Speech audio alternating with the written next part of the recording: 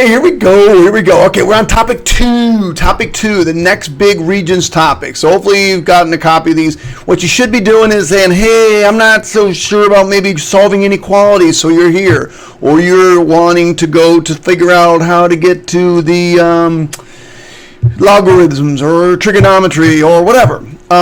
Whatever you're not good at, what you're going to want to do is, go to my website, which is very easy to get to. It's www.mrkrausemath.com. There it is, spelled for you, mrkrausemath.com, everything, but don't put that period.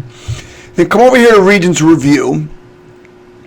And if you click on Algebra 2 Trig, that's got all the old Regents exams. If you've seen this video already, this is all the same stuff. Or you could click on here by Topic Review. And then I've already got all of these exponential functions. This is just some of my own stuff, some extra stuff for you. I still need to do one more. It looks like I need to do two more. No, I just need to do one more. Trigonometric graphs. Still haven't fixed that spelling yet. And then I'm going to add on there, I think let me see, a bunch more. I'm going to add on, where are they all? Not that one. I'm going to add on equations and radicals, factoring, logs, miscellaneous questions, probability, regression, statistics. I've already done systems, trig, solving it. So all of these we're going to be doing, and they should be in here as well. And I don't know how I'm going to put these. I may create just a whole new breakdown here, but this is where you want to go for Regents Review. Okay? All right. So, the other thing is you should have a copy of my flashcards. I should probably have. Here's the directions on how to get the flashcards. Very, very simple. You're going to go to Study Blue. You're going to sign in, and you're going to click. The great thing about these flashcards are that they will, you'll click on whatever. You get in, you'll sign up. The one I want you to look for is the one that says New Algebra True Trigonometry 2006. That's the best flashcards. Notice there's 244 of them. Look at that. You got to know these things. If you know how to do these flashcards, I can't tell you. If you don't know that, look at that. If you don't know where sign's positive, how are you going to solve those questions? You got to know sign's positive in quadrants 1 and 2. Boom, done. Yes, bodied. When normally distributed, what percent is within 2 standard deviations? Now, you can just add it, or you can memorize it. It's 95.4. I don't know why I have 0.40, but whatever. What are the parts of the Boskin-Wixter plot? That's a minimum. That's a maximum. Quartile 1, quartile 3, and in the middle is the median or quartile 2. And I think I gave you a picture of it. Minimum value, maximum value, lower quartile, median, and upper quartile. Get these flashcards. You can, for free, on your phone, on your tablet, on your computer, whatever you want, they're there. This is the directions on how to get them. It's very, very easy. Probably take you less than 5 minutes. All right, so enough of that. Let's get back. We're going to be discussing solving inequalities. Okay? Solving inequalities. Now, again, I keep telling people, you have to know where you are in the questions, in the test. These are 2-point questions. 2-point questions are designed to be relatively simple. And quite frankly, these should almost be 3-point questions just because there's a lot to them. But they're actually very easy. The key, the main, oh my gosh, you can't even probably get a point on these problems if you don't do it. The main key is that all inequalities must be broken up into 2 equations. You have to. You break it up into the original. No changes. Just drop the absolute value bars with no changes. Notice nothing has changed. The only thing I did was get rid of the absolute value bars. The other equation is do not change the left side. Don't mess with the left side. And then we change everything else. Less than -5. Now notice what changed. On this one, I left it as greater than 5. On this one, I changed it to less than, and I made it -5. So don't change the left side. Everything else changes on the second equation. Now I just have to solve them. I'll add 3. I get 2x greater than 8, or x is greater than 4. Boom. This one I subtract, or I add 3, I get 2x is less than -2. I divide by 2, and I get x is less than -1. But that's not good enough. You have to decide if this is going to be an and or an or. You got to give, it says solve it, right? Which means you have to give a solution. And part of your solution is it an and or is it an or? So now I've done all this great work. I have the right answer sitting there, but I haven't told the instructor or the grader whether or not it is an and or an or. And you really can't address that until you've drawn a number line. It takes 2 seconds. -1 is here, 4 is here. It says less than -1, so that's in that direction. Greater than 4, that's in that direction. And since it goes in 2 opposite directions, that means the winner is an or. So you have 2 solutions that you can give the grader. You could say x is less than -1 or x is greater than 4. That's in standard notation. Ooh, it's probably right where my big head is.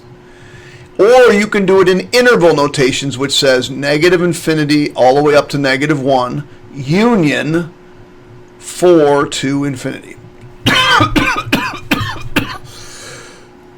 Either one of those will be acceptable answers. Okay, I'll be right back. All right, after every problem, I got to pause real quick, save it, make sure it's saved properly so the audio is synced with the video so it doesn't look like a bad Chinese Kung Fu movie from the 70s. I don't know if you've ever seen those. They're pretty bad. Anyway, here we go. Again, we're at a 2-point question. 2-point questions aren't being difficult, but this right here, that thing right there ought to cause you an alert. You know, and you should know, that when you divide by a negative, multiply by a negative, or divide by a negative, you must remember to flip this sign. So at some point, that's going to come into play. So this was actually the next step up of a very difficult 2-point question. There was a lot of ways to get 1 point on this, but not a lot of ways to get 2 points. Okay, so this was another tricky 1-point question, or 2-point question. So again, we're not going to change the left side. We leave it as -4x plus 5 less than 13. The other one is -4x plus 5. Now everything else changes. Greater than -13. It's just how it's got to be. Now you're going to solve those 2 equations. So we're going to subtract 5. Subtract 5. I get -4x is less than 8. Divide by -4, and since I'm dividing by a negative, I have to flip the sign. X is greater than -2. Over here, I'm going to subtract the 5. I get 4x is greater than -18. Uh-oh. I must have done something wrong because 4 doesn't go into 18. Doesn't matter. X is less than 9/2. Now, if you did it on your calculator, it would give you 9/2. Now, by the way, if you have not taken the time to download these documents and print them, or at least do the problems before I do them, you're wasting your effing time. Effing meaning fractions and fun and factoring and all that cool stuff. But you're wasting your time. Okay, you need to do these on your own. So if you're still copying me, before you do that next problem, I expect you to do it on your own. We have to decide and or. So what we do is quickly graph this thing. Here's -2. It's an open circle and greater than. Remember, that's the greater than symbol. Here's 9/2. It said open circle and going this way. So, oh wait, this is a connected dots. Connected dots is an and. So you have 2 choices for giving your answer. You can give it like this. I'll do it a different color. Let's go pick green for my color. You could say -2 less than x less than 9/2. That's standard notation. Or you can do it in interval notation. -2 comma 9/2 parentheses. So either one of these would be acceptable answers for this problem. All right, kids. Let's do this one. We're going to, we got another negative in front of an x, so we're going to have to do that flipping of the sign thing again. So let's copy it down. Don't change anything except drop the inequality signs. Oh, we also have an equal to. So that means a solid dot.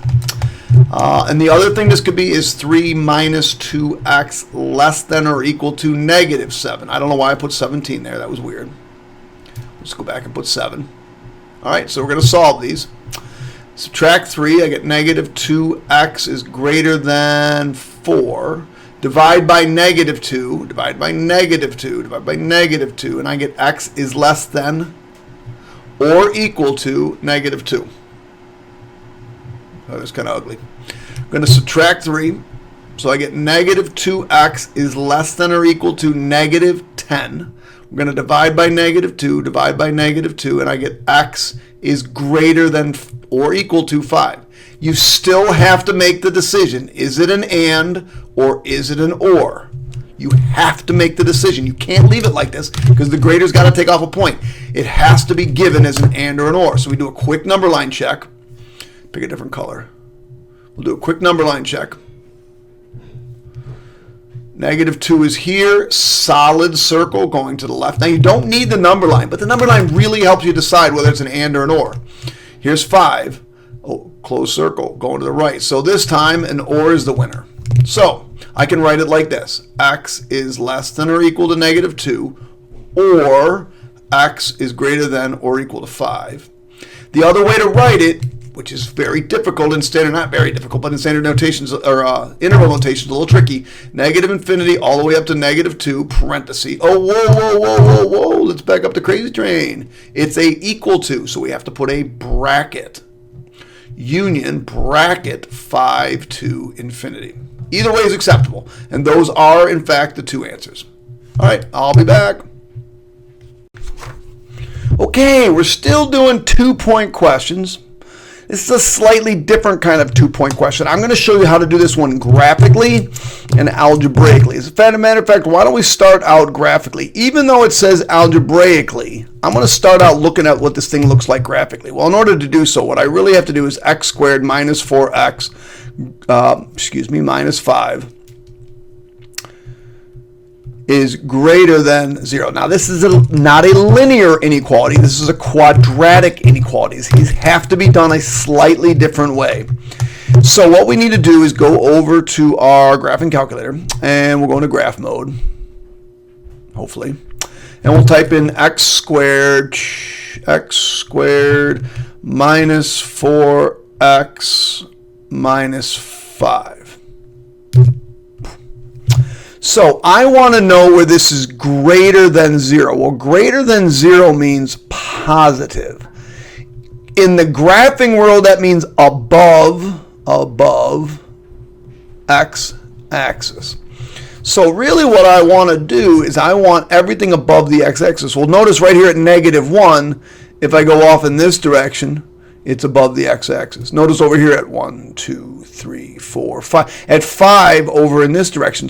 So my answer is x is less than negative 1 or x is greater than 5. Now I know that's my answer because it's on over there and it's on over there. If it said less than, then I would want in between, and then I'd have to write negative 1 to 5. Now that I know my answer, I'm going to go back and show you how to do this algebraically, which isn't very difficult. Okay, so what we're going to do is factor it. Now when you factor this thing, we're going to get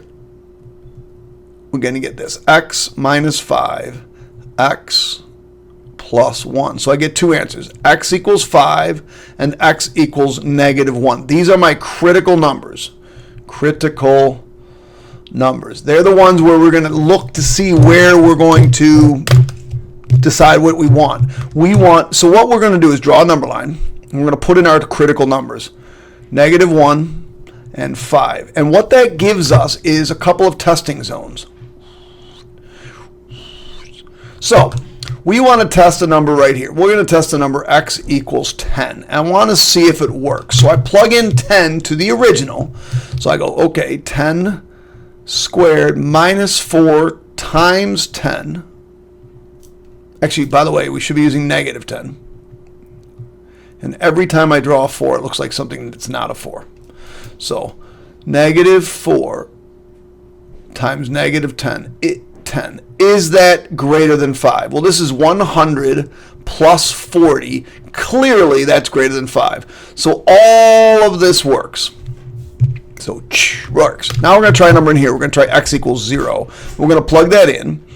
0 squared minus 4 times 0. Is that greater than 5? That gives you 0 greater than 5. Nope. No, not going to work. So now we'll try a number up here. X equals positive 10. Plug that in. 10 squared minus 4 times 10. Is that greater than 5? And this is 100 minus 40. And clearly 100 minus 40 is greater than 5. So yes, this works. So all of this work, now because it's not equal to, we open circle, and all of that worked. Open circle and all of that works. So that's an or. So my answer is x is less than -1 or x is greater than 5. You have to show this work in order to do it algebraically, but it doesn't mean you can't use your calculator just to kind of give the answer. And by the way, if you have no idea how to do this algebraically and you come over here and you just show, -1 and 5, and you say this is -1 and this is 5, and you just show this work and then you give this answer, if you showed this work right here, just graphed a ridiculous, try to do a kind of an accurate graph and show that it equals this, you're not going to get the full 2 points, but you will get 1 point for showing the work. All right, now we're to 4-point questions. 4-point questions require a little bit extra work. So the first thing you want to do always when solving an inequality is get the weird thing alone. This is the weird thing right here. Do I have enough time? I do. Get the weird thing alone. So what I got to do is I got to move that x over there. So I end up with the absolute value of 3x minus 5 is less than x plus 17. You'll see why I put that in parentheses in a minute. We got to break it up into 2 problems. Don't change anything. 3x minus 5 less than x plus 17. Now everything change the sign, and then everything after that has to change. Don't mess with the left side. 3x minus 5 is greater than negative x plus 17. You're just going to negate the right side, negative x. Now if you wanted to, you could just negate everything.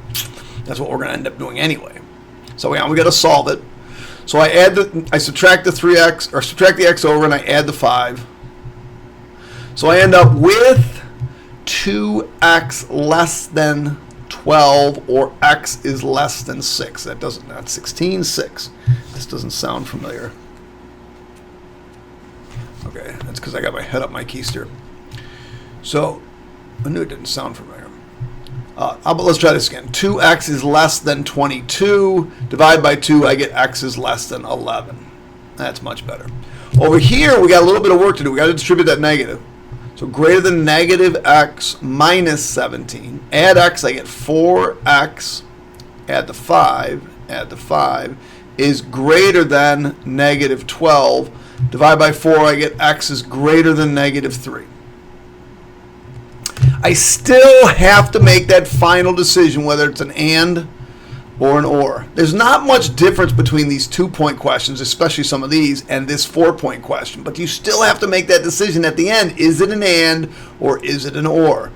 Now to do that, we'll throw that puppy on a number line again. Here's negative 3. Here's 11. It says greater than negative 3. And less than 11. By the way, if you ever get one where your arrows are pointing in the same direction, you screwed something up. Figure it out. They're never going to point to the right or to the left, to the right, to the left, to the right. Okay, that was too much fun. When I have too much fun, I must be drinking my Dunkin' Donuts coffee. So this, the big winner, is it's an and. Anytime it's a connection to dots, it's an and. You can give your answers 2 different ways. You can go negative 3 less than x less than 11. Just put the x in the middle, and these are always going to be less thans, and the big small number goes on the left, big number goes on the right. Or you can do it this way. Negative 3, comma, 11, parentheses. That's interval notation. That's standard notation. Okay, we got, I think, one more 4-point question. There was never a 6-point question on this, but we do have one more 4-point question. So this is the behemoth 4-point question. Lots and lots and lots of places to lose credit.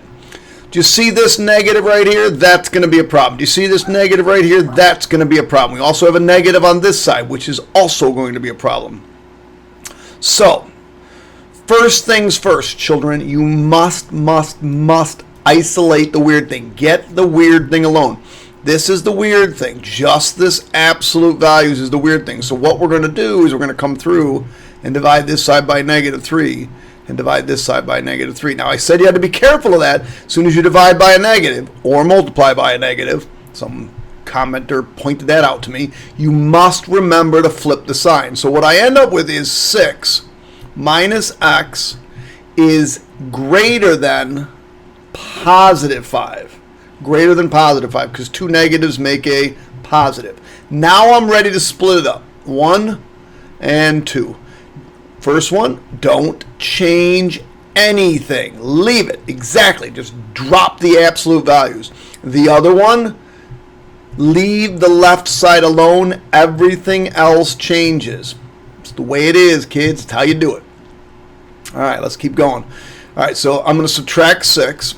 So I get negative x is greater than negative 1. Well, I want x, so I have to divide by negative 1, divide by negative 1. But since I'm dividing by a negative, I got to remember to flip the sign.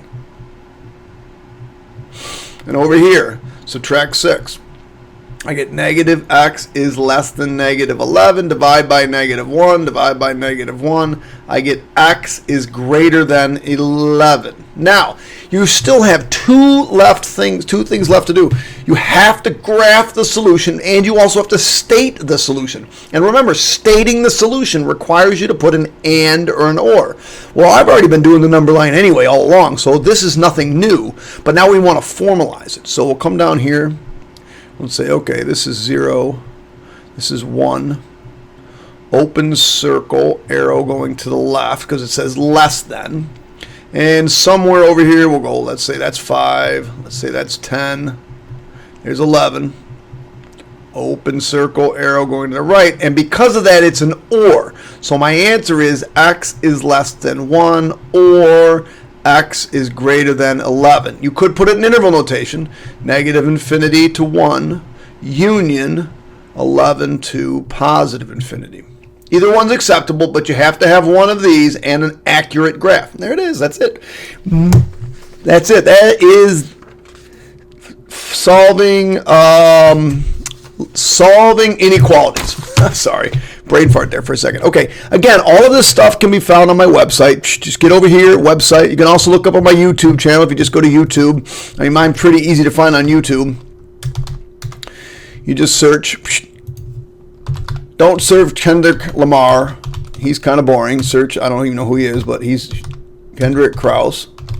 Boom, Kendrick Krause, and all of my videos come up. All of them. There's hundreds of them. I think I have up to 300 videos or something like that. Okay, kids? They're there. If you go to, just go to channel, click on channel, you'll see that I have a playlist. And in those playlists, I've got lots of stuff. I got all the Trigonometry, Algebra 2 Trig Regents review. I've got Algebra 2 by units. And I have all the Common Core. Let's see. Somewhere in here, I don't like the way this is. I don't like this looks, but I don't like grid. Let's go list. List looks better. You're looking for the Algebra 2 Regents solutions, and here you'll see 43 videos. This is all of the Regents videos posted. There they are. All right, that's it, kids. It's been fun. It's been real. It's been real fun. Hit the subscribe button. Hit the like button. Give me a comment or two if you like. Catch you on the flip. Bye.